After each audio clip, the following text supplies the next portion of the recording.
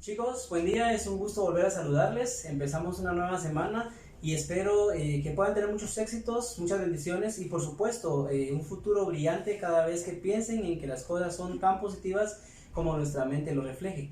¿Qué quiere decir? Que el positivismo no se da solamente por las situaciones en las que estamos, sino que se da por la forma de pensamiento que nosotros tenemos. Antes de empezar con el tema, quisiera hablarles de un personaje llamado Nelson Mandela. El año de 1993 se terminó el apartheid y eso fue una buena noticia para todo el mundo porque la lucha contra la discriminación racial, contra la exclusión social, daba un paso gigante hacia la democracia. Nelson Mandela, que fue un presidente sudafricano, nos enseñó cómo tolerarnos, nos enseñó la forma de convivir pacíficamente, pero no solo eso, sino que él tuvo una lucha intensa en contra de todo lo que significaba el racismo. Entonces debemos de acompañar a las personas que de alguna manera nos muestran la manera de avanzar hacia la paz. También quiero mencionar a un pensador que él postula una idea muy buena.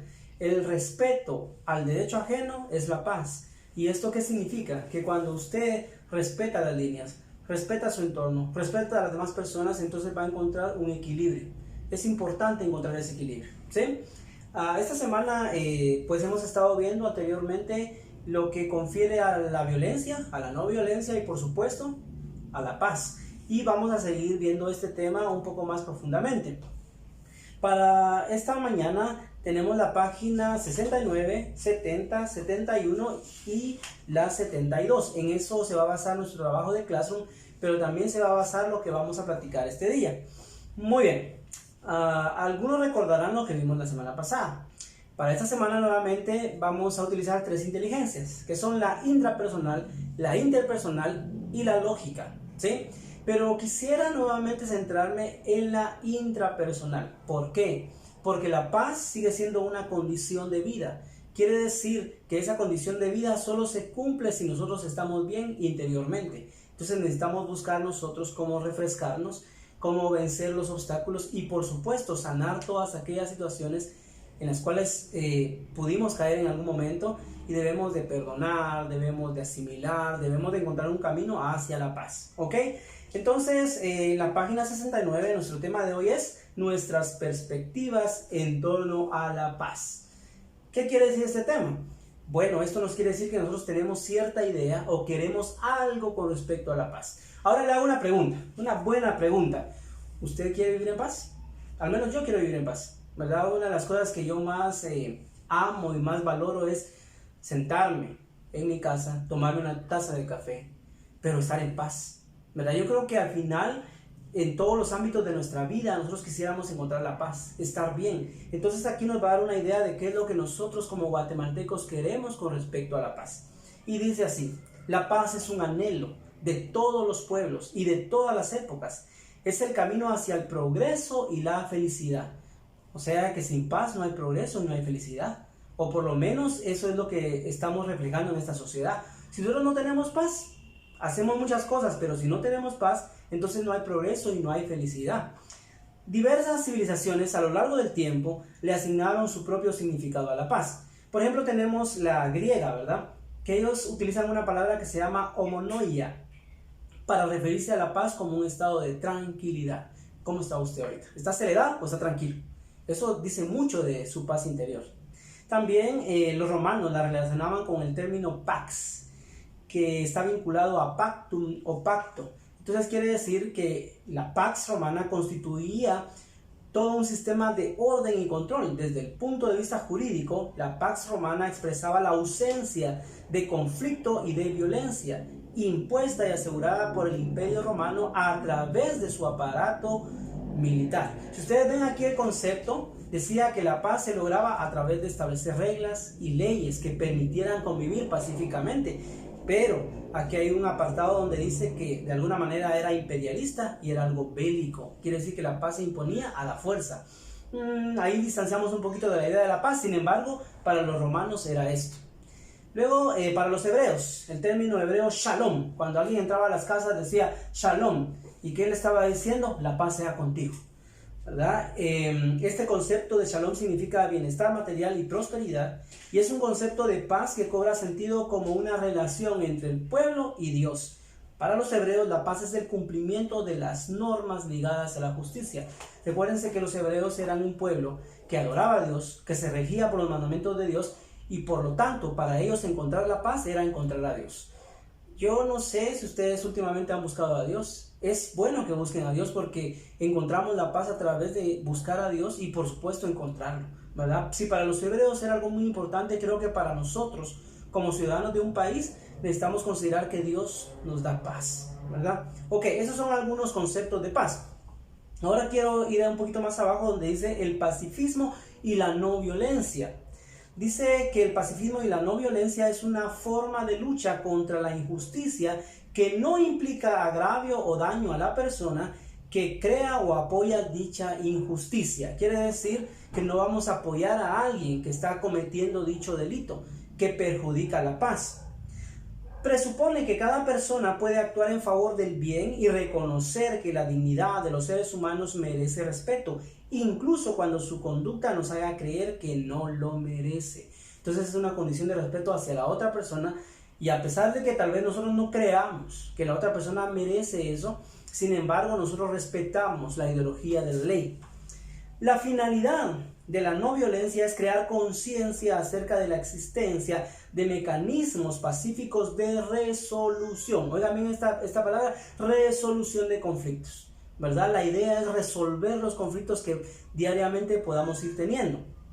Y dice aquí que entre las personas que han puesto en práctica la no violencia se encuentran Mahavir, Jesús, por supuesto que ya lo conocen, Buda, que es un gran pensador, y yo lo consideraría también un filósofo de vida que nos implementó muchas prácticas para la búsqueda de la paz. Gandhi, Martin Luther King y por supuesto que ya habíamos hablado de Nelson Mandela, que son personajes que promulgaron la paz, que fueron en pos de la paz y no solo eso, sino que construyeron una idea para todos los habitantes de aquel entonces. Uno de los grandes teóricos de esta ideología fue Martin Luther King, quien recopiló algunos de los principios de la no violencia de sus estudios sobre las enseñanzas de Gandhi y algunos de ellos son, consideren esto, la no violencia es un modo de vida para las personas valientes. Usted es valiente, no sea violento, ¿verdad? Usted es alguien que puede aportar mucho a la sociedad. Dice, es una fuerza positiva que se enfrenta a la injusticia. A veces vemos injusticias diariamente, sin embargo nosotros tenemos una fuerza interior con la cual podemos pelear en contra de la injusticia y esto es la no violencia. La otra idea, la no violencia entraña un esfuerzo integral por lograr la conciliación del mundo. Un esfuerzo integral. Quiere decir que todos los componentes de la sociedad pueden ayudar, colaborar para que la no violencia se dé en cada uno de los rincones de la tierra, ¿verdad? Luego la otra, atacar las fuerzas del mal y no a las personas que hacen el mal. Y esto Jesús lo practicaba. Él no amaba al pecado, pero sí amaba al pecador. Y nos enseñó que nosotros debíamos de amar a nuestro prójimo. Debíamos conducirnos en la ruta de amar a las demás personas que estaban a nuestro alrededor. Entonces no debemos de amar la injusticia. Pero si hay personas que están cometiendo injusticias, debemos de amarlas, respetarlas y por supuesto conducirlas nuevamente a un bienestar para ellos y para su propia familia. ¿Sí? Ok, y luego dice también evitar la violencia espiritual interna, tanto como la violencia física y externa. Recuérdense que la violencia no solamente es externa, sino que también es interna. Si usted tiene resentimiento con alguien, otra vez, perdone que le mencione tanto a Jesús, pero él fue un modelo, ¿verdad? Él dijo que si nosotros teníamos algo contra alguien, que fuéramos y platicáramos con esa persona para resolver ese conflicto. Y no solamente dijo eso, sino dijo que si alguien nos había hecho daño, que nosotros le perdonáramos a esa persona. ¿Por qué? Porque usted no tiene conflicto con la otra persona si usted no lo perdona, sino que el conflicto es interno. Usted se está haciendo daño a usted mismo, ¿sí? El otro principio dice, la no violencia detiene la espiral de odio. Como esto es como una, no sé si han visto el dominó, ¿verdad? Que cuando cae uno, va uno detrás del otro, del otro, otro. Entonces nosotros creamos círculos de violencia. Si un padre fue agresivo con sus hijos, los hijos repercuten ese patrón. Entonces nosotros debemos de cortar esa línea que nos dice que tenemos que ser violentos. ¿Se puede? Bueno, yo he conocido a muchas personas, ¿verdad? Que sus padres fueron violentos con ellos y ellos decidieron no ser violentos. Cortaron esa línea. Incluso yo les puedo hablar de mi misma persona. Yo, pues en algunos momentos de mi vida sufrí violencia en mi niñez, pero yo decidí no tomar ese camino. Y muchas veces les doy un beso a mis niños y les digo, chicos, todo está bien, son maravillosos y ustedes son buenos ante la sociedad. ¿Sí? Bueno, vamos a seguir leyendo, o a ustedes les va a tocar leer algunas preguntas importantes, ¿verdad? Pero también van a tener que leer la página 70 y 71, donde habla de las medidas para la construcción de la paz, que eso también vamos a dejar un pequeño ejercicio ahí sí que de autodescubrimiento y cómo nosotros podemos avanzar en esta ruta de la paz. Pero quisiera dejarles en la página 72 personajes que fueron ejemplos para nosotros, como lo fue Rigoberta Menchú, una persona que sufrió mucho durante el conflicto armado interno, se fue al exilio. Su padre tuvo que ver con la quema de la embajada en el año de 1982, y pues ellos peleaban por los derechos indígenas, pero ellos construyeron la paz y ella fue un premio Nobel de la Paz, ¿verdad? También Martin Luther King, que está en esa página. Tenemos a John Lennon, ¿verdad? Tenemos también a Albert Einstein y tenemos a Yunus. Pero quiero regresar un poquito y con eso termino. Albert Einstein, que él al final de sus días dijo de que le hubiera gustado construir un modelo de la teoría que él construyó para encontrar la paz a través del mundo. Y él reconoció que tal vez desperdició mucho tiempo de su vida construyendo modelos que al final, con la teoría de la relatividad, destruyeron al mundo en lugar de construirlo. Pero nos dejó un gran legado. Entonces, jóvenes, no debemos de desperdiciar nuestra vida enfrentándonos unos a otros, sino que la paz es algo primero individual, luego que es lanzado hacia la sociedad. Es un gusto volver a saludarles. Esforcémonos todos, leamos por favor mucho, es importante leer, y por supuesto sean amables con los demás, respeten el entorno de los demás y vamos hacia adelante a la construcción de la paz.